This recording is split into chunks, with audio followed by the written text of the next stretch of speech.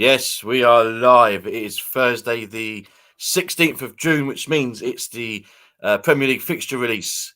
And we're here to react. I've got Travis with me, and we'll catch you just after this intro.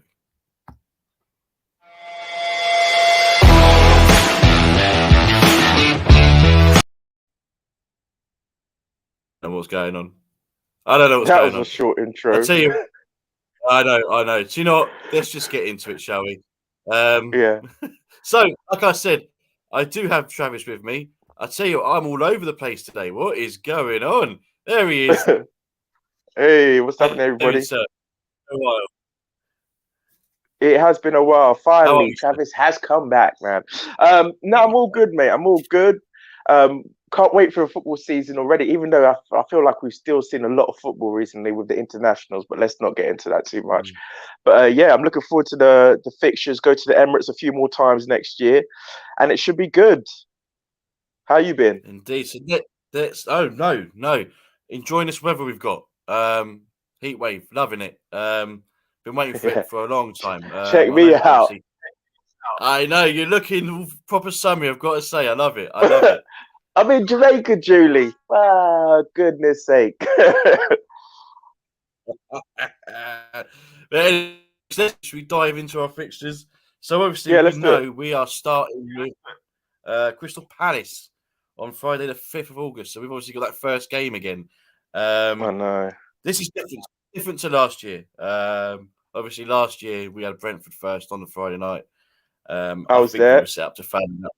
Was was you. But how are you feeling about Palace away? It's going to be tough, no question about it. Vieira, he's had Arteta's number. How do you feel about that opening game? It's a really difficult fixture, but what I think is key for that game is one, that we have all the signings settled in and embedded in the squad. Two, we have no freak injuries or illnesses. Because last year, I mean, when I went to that game, the lineup was just unrecognizable. It was a bunch of under 23 years. It was Eddie's first game. We had Martinelli. We had Ben White's first game, and he was ill. That we found out eventually that he was ill, but played anyway. And we were decimated by injuries. So I think with a brand new year, I think they'll be ready for Crystal Palace, and it's a bit of payback because he's had our number, Vieira, for the last couple of games, and so have Palace, to be fair, away from home. So it's Yeah, a time yeah, for revenge.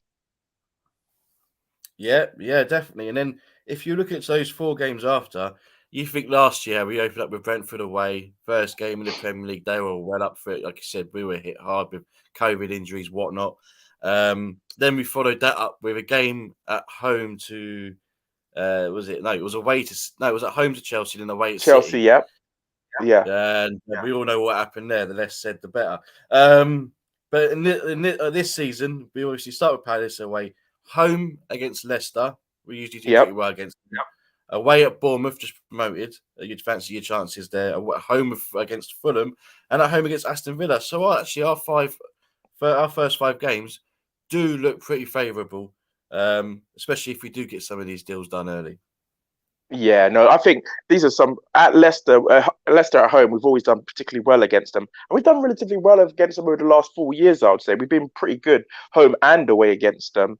Bournemouth, Fulham, and Aston Villa—they're all very much winnable games. I think that the first 5 games are very favourable to us. I fancy that. As long as we've got a strong squad, I think we could get off to a flying start.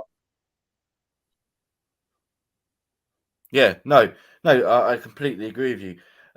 So then we'll go into hopefully by the end of August we're looking, very good. We've got a great number of points on the board already, especially compared to last season where we were sitting bottom of the league after the first few Rock games. bottom. Exactly. I like to think that's not going to be the case this time. But following that up with those 5 games, we've got 3 games in September because obviously got the international break at the end of September. So we'll have Man United on the 3rd away at Old Trafford, Mhm. home to Everton on the 10th, and then away to Brentford on the 17th. So Man United away, 3rd of September. Our first quote unquote big game against one of the traditional top 6. It's going to be a good indicator of where we are and what the intent of both clubs are. It could be a rocky start. I haven't actually seen Man United's first 5 games. What are they looking like? But tell you keep you talking, and I'll look that up. Okay, yeah. So that could be really tough because obviously we're going to see what their willing and dealings are for the summer. We're going to see who he retains and what he likes and what the team's looking like. So he could either be flying start or he could be under severe pressure. So we'll wait and see what happens there. Everton at home, I fancy us because I don't think they've with the amount they've spent, I don't think they can overhaul the squad. They've got a lot of bad players tied to very, very long contracts. So it's going to be very, very hard for them to reshuffle the squad as much as they'd like to. And then Brentford away is always a tough game because Brentford are a surprisingly difficult team to break down at home, as you saw with Liverpool, with City, and they face some big teams and they've held their own. Yeah, definitely. Oh, I'm still just trying to get up Man United's United's opening ones? 5. Well, while you do that, let's go into October. Yeah. October is looking grim. Tottenham, Liverpool, Leeds away, Man City, Southampton, and then Nottingham Forest. October could be make or breaks for our season already. Jesus. That's a tough month. What I will say about that, though, is obviously as tough as it is, as tough as it's going to be, the fact that we do play at home in both those games. Yeah, that's fair. Yeah. And hopefully, if we do have that good run, if we do go on a good run, the players will be confident going into those 2 games. You're not so much probably against Liverpool because Liverpool are now on a different level. Tottenham obviously are strengthening very well, as we've seen in the window so far. I think we could probably get a result against Tottenham at home. Liverpool would be a tough one. And then would you say the ones following that they were Leeds United away? That could be difficult. They could be a different kind of team. By the time we follow them. Man City at home, yeah. And then Southampton away, we need to get that right because obviously we lost there last season. I was there, and it was. Maybe you should stop going. I should stop going, and that was probably one of the worst games I've been to.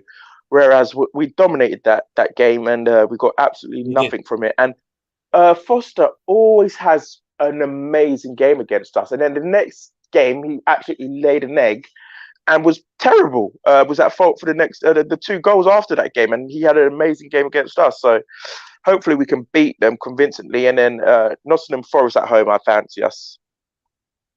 Yeah, we want to get a little bit of revenge from that FA Cup game as well. Just back on Man United very quickly, I've got some of their fixtures up. So they do start the season with Brighton at home. Then they go to Brentford away, Liverpool at home on the 20th of August. That they follow that up with a trip to Southampton and then a trip to Leicester before they play us. Okay. So some tough games for them. So it depends. Their season could be going really well or really, really badly. It really depends on what they do in the summer for me, because that squad is in need of an overhaul. Clearly, let's see what they do in the transfer market. Really, would you say with Man United? I know this is an Arsenal channel, but with Man United, I think they do have the players there. And they did last season. I think it's all down to the management. They had 2 really poor managers last season. I don't think Rangnick was good at all. As much as they were hyping him up, there's a reason why he managed Lokomotiv Moscow before he came. So it'd be interesting to see what Ten Hag does.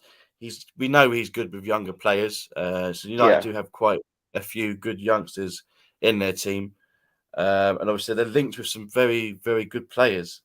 But the problem I have with Man United is where they want to buy loads of players, would that be a problem? Taking time to gel. We mentioned the games they have got; they are tough. When you got Brighton, Liverpool, Leicester at home, away. So there's some tough games there before they play us. So it'd be interesting to see how they do. But I think, like you said, that's going to be our first real big test. I think United are going to be a different team. I think they need to be.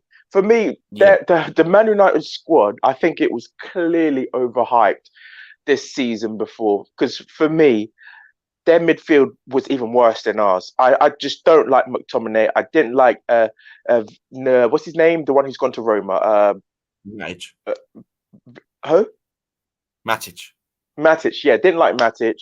Didn't I really don't like McTominay. They've lost Pogba, so that midfield is just awful. And if they go into the season with Maguire as their first choice centre back, they're in trouble.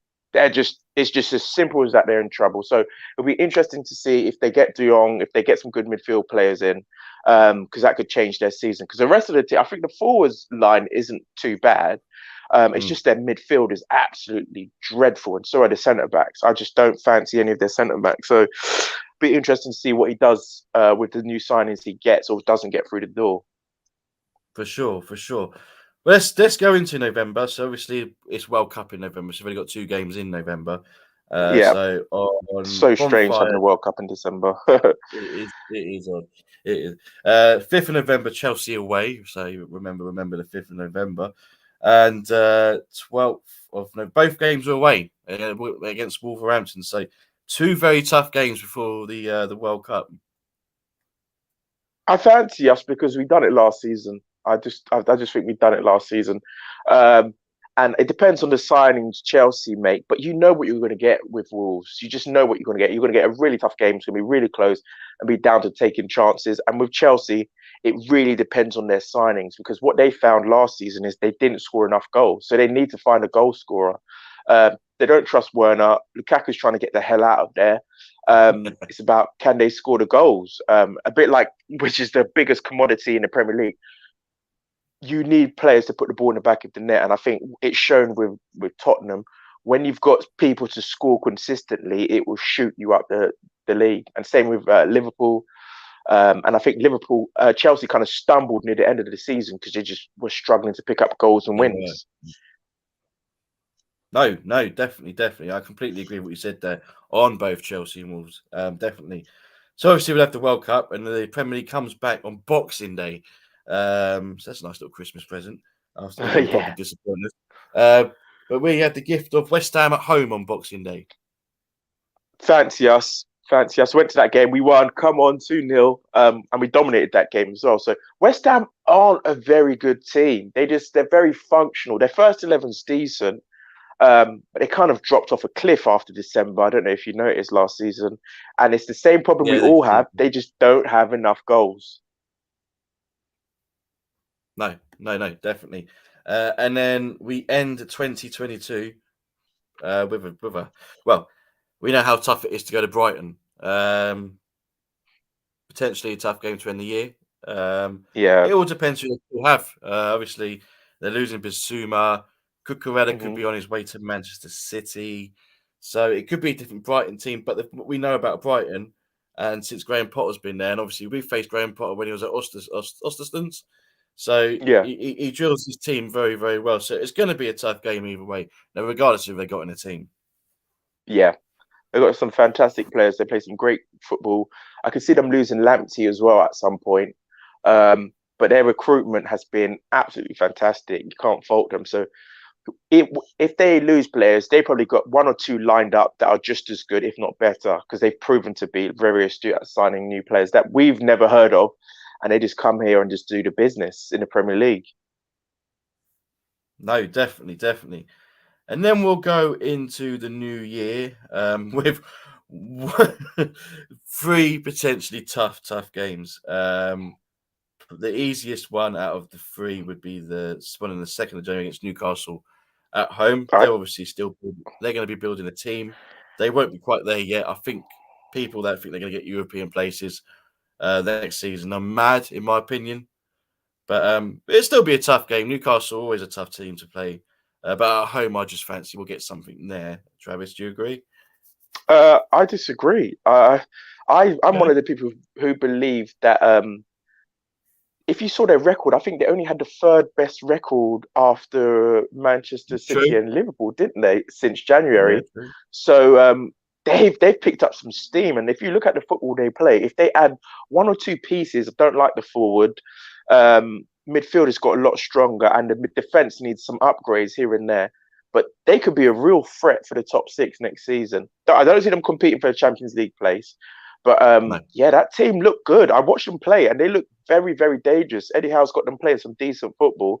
It's just in defence, and they lack a bit of quality up front sometimes. But if they sign one or two players, mate, that could make a huge difference. It only takes a couple.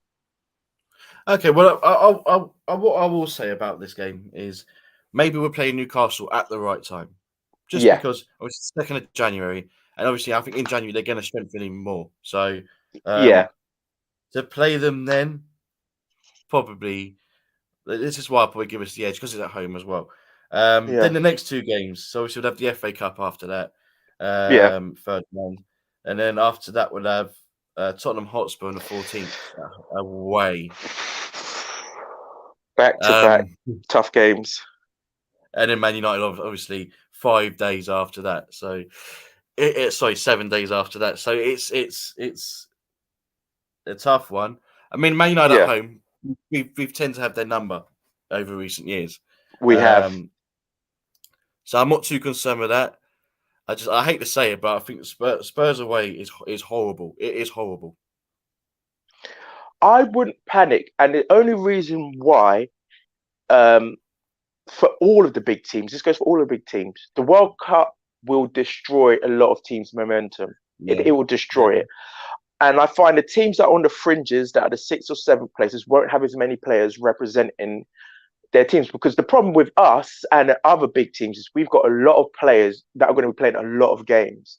And yeah. we're going to be going to the end of May this year. So it'll be a battle of attrition, more so than any other Premier League campaign. It's going to be a battle of attrition. There's been literally no break for most of the big international stars. They're going to be playing pretty much from now until the end of May, non-stop, And yeah, apart it's from a little crazy. 4-week break. So it's going to be telling. The teams that do extremely well in the World Cup will probably pay in the long run in the Premier League and other domestic league performances. So you're going to have to watch out for that as well. So Tottenham No, could potentially have an absolute disaster purely because they've got their big players playing a lot of games in the World Cup. I'm just saying and that could happen. they do have quite a few internationals as well. And Yeah. let's just say if France have a deep run with Lloris in goal, and England have a deep run with Kane, Korea, they could Yep. possibly get out of their group. So yeah, I do hear what you're saying. I do hear what you're saying. But yeah, I still don't like I it. don't like it either. Trust me. Into February, favourable February, I'll probably call it. Hmm. Everton away on the 4th, Brentford at home on the 11th, Aston Villa away on the 18th, Leicester away on the 25th. As I've just called them out, I said favourable February. I don't know, 3 away games in that month out of 4. And we've shown away from home. We're absolutely awful. So Mm, I don't fancy us. It could be a very, very tough month for us because we need to start getting some. We at the end of the last season, we did start to pick up a few away wins, to be fair, but we we did also fell around apart that time. against Southampton and a few of the other defeats in that patch. So yeah, don't know. Time will tell. Indeed, indeed. March I like the look of. So Yeah. we've got 3 games in March. 4th, we've got Bournemouth at home. 11th, Fulham away. 18th, Palace at home. Hmm. I always prefer to play Winnable Palace at home. games. But even then, it's still difficult. But Bournemouth and Fulham, we should. We should. Yeah. I'll tell you what, April and May are jam packed with games, man. And They these are. are hard games. There's literally Let's tell no you what, easy game. let's go into April. Let's do that right now. Because as you said, we've got 6 games in April. April's only Oof, 30. April's only a 30-day month. I know. So we've got Leeds United at home, then away to Liverpool on the 8th, away to West Ham on the 15th, home to Southampton on the 22nd, away to Man City on the 26th, and at home to Chelsea on the 29th. So we've got some tough games in April. And And that sprinkle into that some UEFA Cup games. I'm assuming we would have got to the latter stages. I'd like to It's think we gonna, have. it's gonna be really, really Yeah. tough. Because we could be Really, playing like really, really we could tough. play like a Barcelona or someone at that stage of the hundred competition. percent, 100%. So that is scary looking at it. And I think April will tell us where we'll finish in the season, Yeah, in I the league. agree. Yeah. because those games, I tell you, they are something else. That is rough, horrible games. West Ham away, Liverpool away. The confidence could be low. It It could could be be. low. I think if you look at that, and whatever deals we get done this summer, Yeah, I think they'd have to look at that in January and go, right, we need to get some reinforcements in because we're going to have abs- injuries without question. You mentioned about the World Cup and that as well. We're going to have players missing, and we're going to need a lot of depth. And if we are, like you said, if we're still in the Europa League and maybe the FA Cup, we have to get some more players in. yeah. So that April is definitely going to be the month where we know where we are as a team, as a club. For me, And just a side note, and this is important for us to, especially with the World Cup year and all the games and the extra games this year. When we do the recruitment, we need to make sure and absolutely sure that we have players that are durable because I honestly don't see Party, Tommy, or Tierney lasting a 50 game season. They just won't do it. It's been no. proven over the last 3 years now. They It's a good job cannot play. Scotland aren't in the World Cup, isn't it? Exactly. They will not be able to play 50 games a season. So No. whatever recruitments or reinforcements we do, we need players that are durable. That has to be we need a best ability is availability. So whoever we go in for, we need a 4 or 3 year proven track record of no injuries because we can't go into buying players. Because Tommy, unbeknownst to me, he has a track record of being injured quite a lot while he was at Yeah. I forgot the name of the club, but he missed a lot of Long. games. And same with Tierney at Celtic. He missed a lot of games. So I don't think whoever we do buy, we can't risk it. We need players that play 50 to 40 games every season. Proven. I know it can happen anytime, but the players like Party and Tierney who have muscle injuries all the time, we really need to be careful. Yeah. No, I absolutely agree with you there. Absolutely. I mean, that's a completely different stream. That's all about the transfers. And then we're going to the final 4 games in May. Like you said, there is more games in May than there ever has been in the Premier League. Yeah, There'll be a lot of catch up. There'll be a lot of catch up games as well, no doubt. Obviously, because of UEFA Cup and FA Cup and whatnot. So 6th of May away to Newcastle. That is going to be tough. So that is on the back of playing Man City and Chelsea. So that is going to be extremely tough. And then yeah, after that, home against Brighton again. Like Brighton have had our number at home as they well. have So, in fact, you're looking at 4 games in a row there. We could potentially get L's, which is quite worrying. And then after that, you've got 100%. Forest away, and then Wolverhampton Wanderers at home to end the Well, all season. three of those teams beat us apart from Wolverhampton. All three of them beat us. So, That's very true. It's very true. Yeah. So anyway, all we know it's going to be a different season. yeah, We've had different seasons for the last few years. COVID, this time World Cup. So it's going to be strange. it's gonna, It's going to and test these players. we need a bit of luck this season because we've been very unlucky. I feel like I hate to make excuses, and it's for a different show, but if we didn't lose Tierney and Tommy for essentially and Party for 4 months of the year, like it would have been a different season. I truly believe that. I think we could have cracked top three. I think we would have had the momentum. Our first 11 is just, I feel, was the third best team in the league last season, and the stats prove that. Like we were the third when they were those of the starting 11 on the field. We were the third best team in the league, and Yeah. obviously injuries changed that, and it's a long season. And the table doesn't lie, but if we can keep them fit for as long as possible, our first 11, I believe, our top 14. Yeah. No. No. Like you said, we need to get business done in this window. And speaking of actually business done, I've seen there was James brought it to my attention, a tweet from, I think his name's Gary Jacobs, is the guy that um, brought out the Basuma news to Tottenham. He Yeah, said that Arsenal made a £50 million bid for Gabriel Jesus. Now, obviously, you've not been on here for quite a while, Travis. Does Jesus yeah, excite you? no, absolutely not. Um, he does not excite me for two simple reasons. His goal scoring record has, well, for me, if you cannot score in a side that creates as many chances as City, then that's a reflection on your overall quality. Um, but I will focus on the positives. His age, which is good. His versatility. He can play on the right wing, left wing, up front. I think that would be essential for next season. And he can, hopefully, Arteta's proven that he can get the best out of young players. And he's 23, right? Am I right to say he's 23? Guys, 24, 25. He might be 25. 24, 25. Well, he's at the right age where there's still some growth there, but it doesn't excite me. I'm going to be perfectly honest with you. He would have been essentially my fifth choice if we had to go for him again, but there's not a lot of quality strikers out there, so beggars can't be choosers. That's the problem. Yeah, and look, he's already better than what we got. So. Yes, that's the main thing. Let's have it right. And if we get a Tielemans behind him, there's talk of a Milinkovic Savage, but apparently we've put in a bid for Osimhen. I don't really believe that. For who? I mean, Osimhen of Napoli. No. Obviously, Napoli are going to want 100 million euros for him. I can't see us going out. No. But yeah, I mean, look, it's silly season. We're going to hear all sorts. But listen, we've gone on longer than we've hoped. So I think you've got to dash off anyway. I've got to dash, my good man. Always a pleasure. It's been link up soon.